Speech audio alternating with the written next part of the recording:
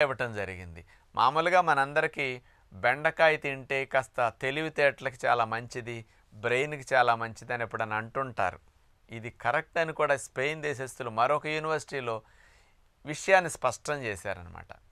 బెండకాయలో ఉన్న పాలిఫినాల్స్ కానీ, యాంటీ ఆక్సిడెంట్స్ కానీ ఇవన్నీ మన నరాల కణాలని, మెదడు కణజాలాన్ని అసలు ఆక్సిడేషన్ జరగకుండా, అంటే ఆక్సీకరణం జరిగి ఆక్సిడేటివ్ స్ట్రెస్ అంటారు కదా, అలాంటిది జరగకుండా ఈ మెదడు కణజాలం, నరాల కణజాలం దెబ్బతినకుండా రక్షించడానికి బెండకాయలో ఉండే ఈ కెమికల్స్ భలే ఉపయోగపడుతున్నాయి.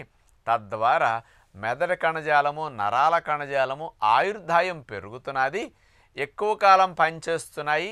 పెద్ద వయసు వచ్చినప్పటికి కూడా ఈ బెండకాయ తినటం వల్ల మరి నేర్చుకునే శక్తి, జ్ఞాపక శక్తి, ఆలోచించే శక్తి, అర్థం